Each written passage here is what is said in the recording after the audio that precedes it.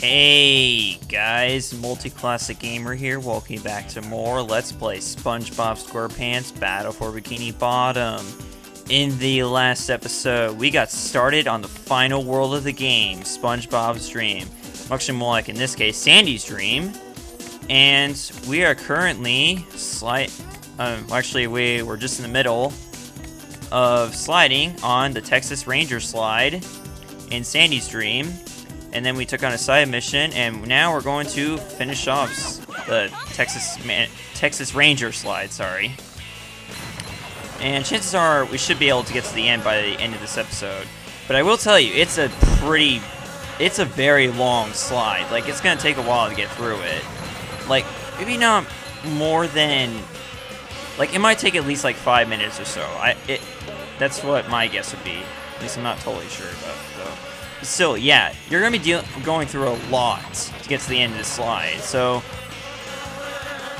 the game creators did get pretty creative when it came to this world. I'm not going to lie. They really did. They pretty much, they gave it their all once they got to this world. Okay. Because, they probably figured, no, why not save the best for last, you know? It's just one of those things. And we're just going in circles here. We need to move on here.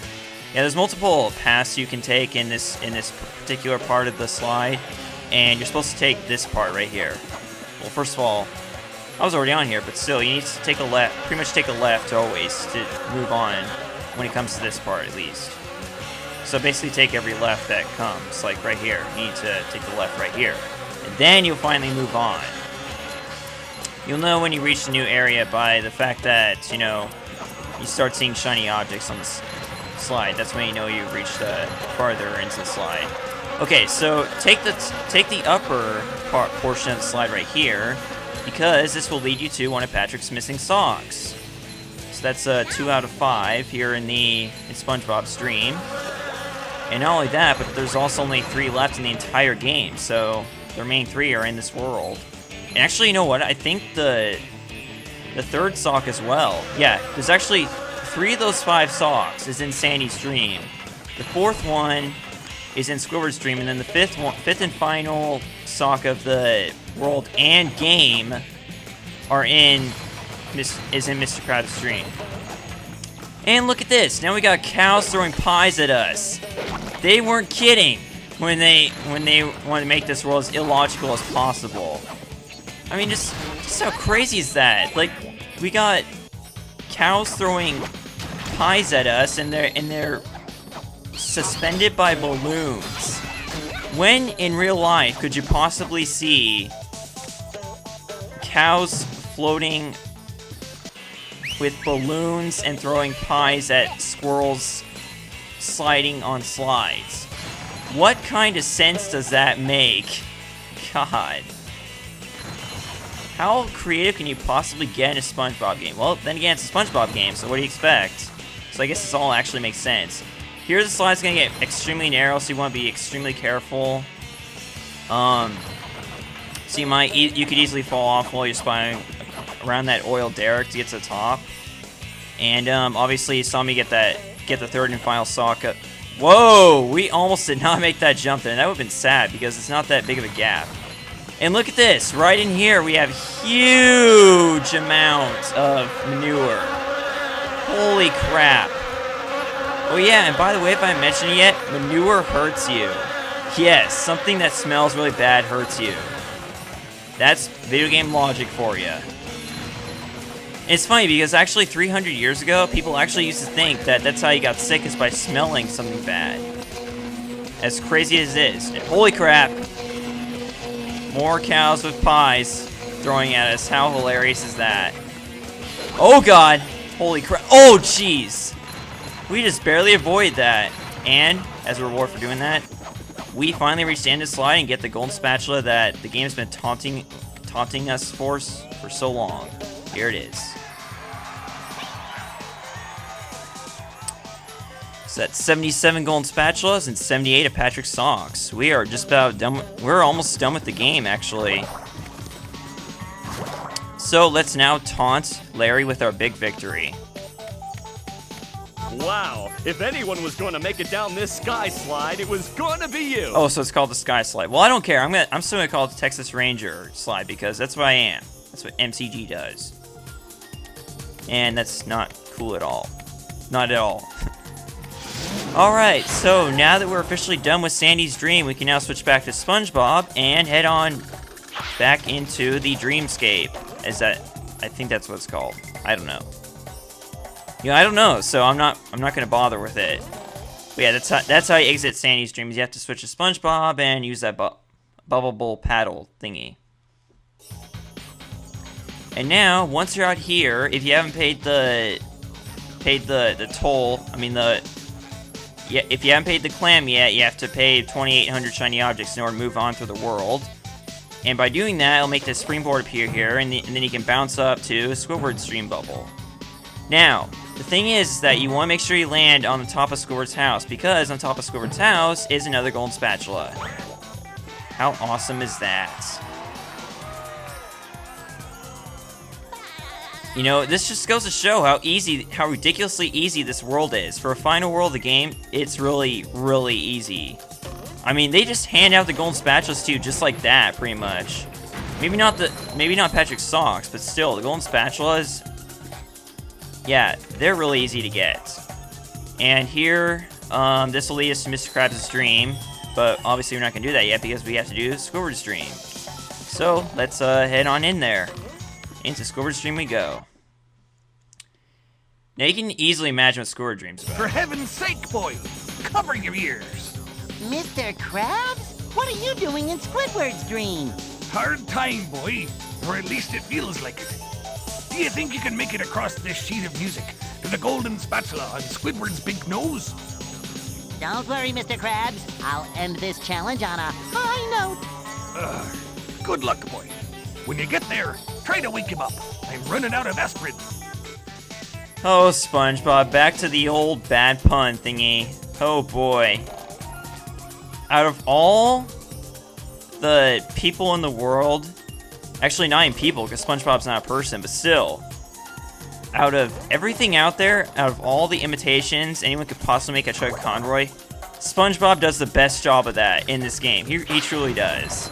You know, with the bad puns and everything, you know, just doesn't get any better than that when it comes to imitating Chuck Conroy. I'm not saying Chuck Conroy's bad, you know, because bad puns are pretty funny sometimes. Alright.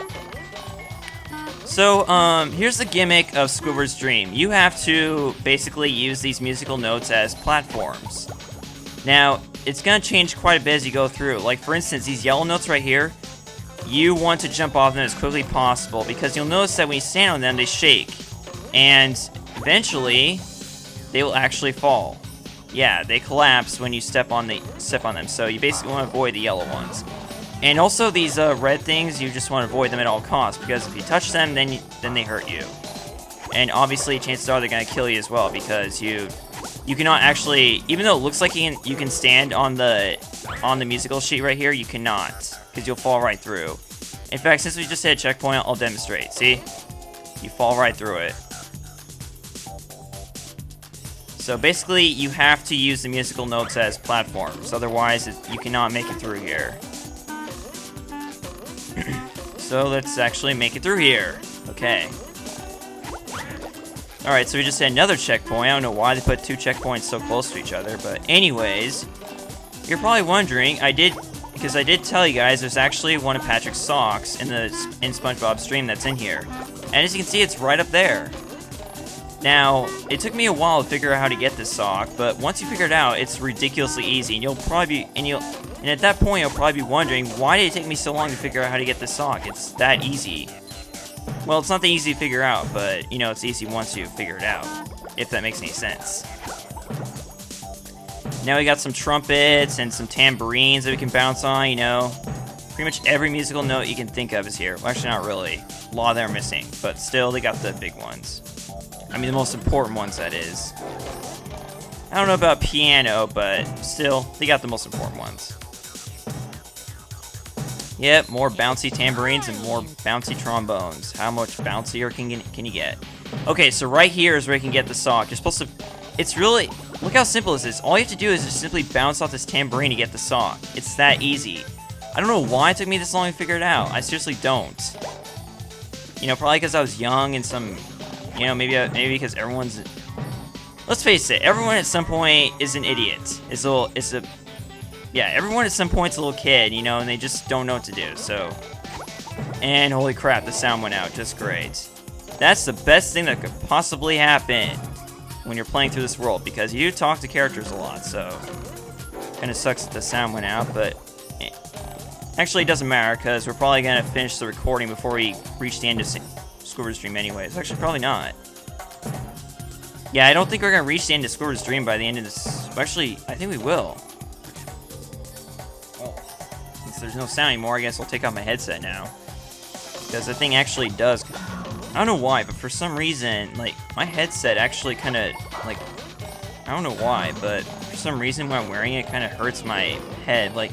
Not so much the sound coming out of it, but the headset itself. Like, for some reason, it's just really uncomfortable. And basically, I don't know how to describe it, but it's like supposed to be like really comfortable because the earpieces are padded, so they're supposed to be comfortable. Oh my god! Holy crap! How did I screw that up? Well, it's simple. I basically got distracted, like I usually do. It's a classic MCG trait, is constantly being distracted by your commentary, just so, you know, you can have decent commentary but terrible gameplay. 'Cause that's what we do here at the MCG, dome thingy. We have bad gameplay and good commentary. Either that, or really good gameplay and bad commentary. In the case of this episode, bad gameplay and good commentary. Also, something else I forgot to mention is that, as you can see, all these random floating paintings all over the place, those are actually taken straight from the show, just saying. Just letting you guys know that... how could I possibly screw this up so much? This is really supposed to... This is actually a lot easier than I'm making it look, trust me, guys. So let's actually get this right. You want to make sure you land on that yellow musical note at the right time and place so that you don't fall. Oh boy. And that's another thing, is that SpongeBob cannot die. Well, actually, he can die, as it just demonstrated there, but what I meant to say is that SpongeBob cannot grab onto ledges of the musical notes, so you have to land on them in order to survive. You cannot depend on SpongeBob grabbing on the ledges of them. And I think that's because they're rounded, but I could be wrong. You know, that's just my way of thinking of it. So let's actually... Dude! Dude! Can we please actually make it onto the drum? The bouncing drum? Please? Thank you? I don't know what else to say. I don't know. You know, I don't know. Just please, just make it onto the freaking drums, please. So we can actually, like, move on here. Okay. Thank you. Thank you. Alright. So we just got these 3 musical notes. And then finally, once we bounce off this trombone, that will lead us to the golden spatula on Squidward's big nose, as Mr. Krabs put it. So there we go. That's the end of Squidward's Dream. Pretty fun, I gotta say. A lot of platforming, you know, pretty much everything. Alright, and one more thing you can do is you can grab this purple shiny object, and then you can bounce back up to where the teleport box is so you can get back to Mr. Krabs, and there we go. That practically concludes Squidward's Dream. Now let's talk to Mr. Krabs just for the heck of it, even though I can't tell when he stops talking because, well, my headset's not in, the sound's out. Good job! Now, let's hoist anchor and get out of here! Alright, I guess that'd be a good idea. Let's follow Mr. Krabs' advice and get out of here. So off we go, back to SpongeBob's Dream, and also, since we're out of time, that's also going to be the end of this episode. Yeah, I'm really sorry about this. I know you guys are really enjoying this world. You probably want me to extend the episodes out, since, you know, so that we can enjoy this world more. But we gotta stay with it here, okay? So next time on Let's Play SpongeBob SquarePants Battle for Bikini Bottom, we're going to head off to Mr. Krabs' Dream and possibly even Patrick's Dream, maybe end off this world, okay? So see you guys then. Multiclass Gamer signing out. Next time I'll probably finish off the world and then go on from there, okay? See you guys then. Sorry, Multiclass Gamer. I almost said the name of my blog channel. Yeah, Multiclass Gamer signing out. See you guys tomorrow. Bye.